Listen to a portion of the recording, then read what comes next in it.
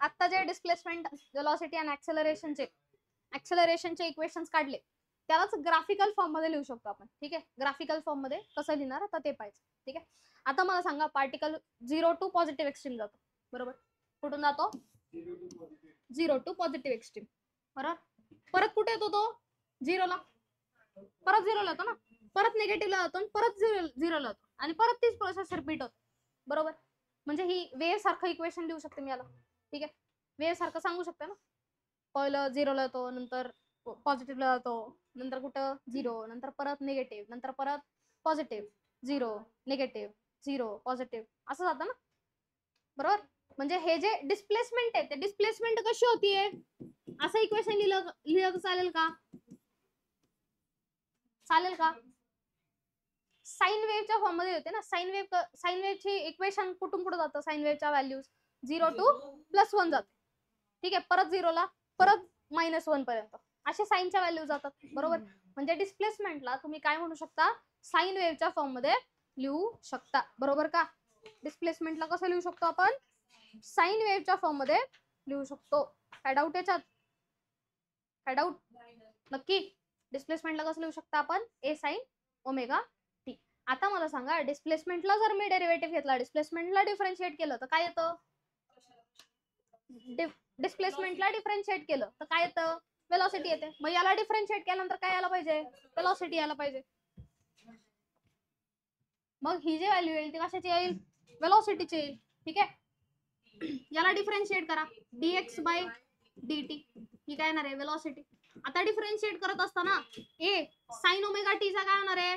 Cos omega T होणार आहे. Differentiate कोणासोबत करताय? टी सोबत. ठीक आहे, मला सांगा cos 2x चा जर डेरिव्हेटिव्ह घेतला तर काय येतो? -sin 2x येतो.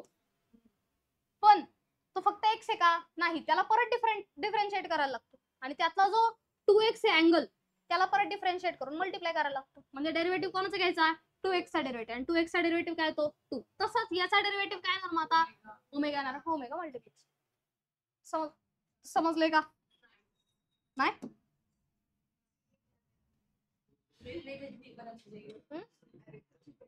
रील पासून जरा वेळ मिळाला पाहिजे, बरोबर. साइनचा डेरिव्हेटिव्ह काय आला? कॉस. ठीक आहे, आता हा फक्त टी नाहीये, टी असता तर डायरेक्टली तीच व्हॅल्यू ठेवली असती. तो काय? ओमेगा टी आहे, आणि ओमेगा टीचा परत डेरिव्हेटिव्ह घ्यायला लागणार आपल्याला. ठीक आहे, म्हणजे साइन 2x चा डेरिव्हेटिव्ह घेतला, साइन 2x आहे, साइन 2x चा डेरिव्हेटिव्ह काय आला? Cos 2x. आता फक्त x नाहीये, याचा परत डेरिव्हेटिव्ह घ्यायला लागतो, आणि याचा डेरिव्हेटिव्ह घेऊन d/dx ऑफ 2x, आणि 2x चा डेरिव्हेटिव्ह काय येतो? 2. म्हणजे व्हॅल्यू काय येते? 2 cos 2x. याचा डेरिव्हेटिव्ह आला 2 cos 2x. म्हणून इथे याचा डेरिव्हेटिव्ह घेत असताना a sin ओमेगा टी चा डेरिव्हेटिव्ह, cos ओमेगा टी तर आलाच, a तसाच, आणि याच्यातला ओमेगा इथे.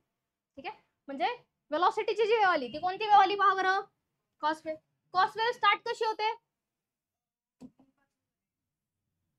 कॉस वेव्ह कुठून स्टार्ट होते? कॉस वेव्ह ही एक्स्ट्रीम पासून स्टार्ट होत असते नेहमी, 1 to 0 जाते. ठीक आहे, कॉस वेव्ह आणि साइन वेव्ह कशी लक्षात ठेवायची? ही साइन वेव्ह असते, ही साइन वेव्ह असते, आणि ही जी असते ती कॉस वेव्ह असते. कॉस 0 ची व्हॅल्यू काय असते? 1. 0 ला व्हॅल्यू काय आली पाहिजे? कॉसची 1. साइन 0 ची 0 असते ना, पण कॉस 0 ची काय असते? 1. त्यामुळे साइन वेव्ह ही कॉस वेव्ह ही वरून स्टार्ट होते, एक्स्ट्रीम पासून स्टार्ट होते. म्हणजे वेलॉसिटीची जी वेव्ह येणार आहे तुमची कॉस वेव्ह, बरोबर आहे. आता याचं परत डिफरन्शिएशन घेतलं काय येईल? ऍक्सेलरेशन. मग करा डिफरन्शिएशन, म्हणजे d2x/dt², म्हणजेच काय? dv/dt. हेच काय येणार आहे? ऍक्सेलरेशन. काय येईल ते? a ओमेगा तसाच, कॉसची व्हॅल्यू काय येते? कॉसचा डेरिव्हेटिव्ह काय येतो? साइन, मायनस साइन, आणि परत साइन ओमेगा टी मधला ओमेगा इथं होणार, म्हणजे ओमेगा स्क्वेअर आलं, बरोबर. मग आता ह्याची ऍक्सेलरेशनची वेव्ह कोणती आहे? साइन वेव्ह आहे, पण कोणती? मायनस साइन, म्हणजे स्टार्ट होत असताना ती इथून स्टार्ट होणार. समजलंय का? समजलंय नक्की? जर नीट पाहिलं हा अँगल्स काढून टाकले तर x is equal to a येतो, अँगल काढला v is equal to a omega, आणि अँगल काढला -a ओमेगा. मॅक्सिमम व्हॅल्यूज येतात त्याच्या. ठीक आहे, पुढे फक्त साइन कॉस लावायचं. आणि साइन कॉस कसं डिसाईड करायचं, पहिलं साइन दुसरं कॉस तिसरं sin. समजलंय नक्की? काय डाऊट? नक्की? आता मला सांगा, आता मी डिस्प्लेसमेंट स्टार्ट केली कुठून, 0 पासून, मीन पोझिशन पासून बॉडीला डिस्प्लेस केलं. जर बॉडीला डिस्प्लेस करत असतानाच मी एक्स्ट्रीम पासून स्टार्ट केलं, म्हणजे डिस्प्लेसमेंटची इक्वेशन काय झालं, a cos ओमेगा टी चं होणार, बरोबर का?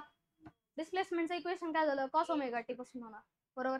मग आता वेलॉसिटी काय येईल, मग याची वेलॉसिटी काय येणार, dx by dt which is equal to velocity a omega, कॉसचा डेरिव्हेटिव्ह काय तो साइन ओमेगा टी आणि मायनस. ठीक आहे, म्हणजे वेलॉसिटीचं वेव्ह कशी आली, मायनस मध्ये अशी. ठीक आहे, ऍक्सेलरेशन काय होतं, D square X by D T square म्हणजेच डीव्ही बाय डी टी हे येणार आहे ए ओमेगा स्क्वेअर मायनस तसाच, आणि साइनचं काय होणार आहे आता, कॉस ओमेगा टी.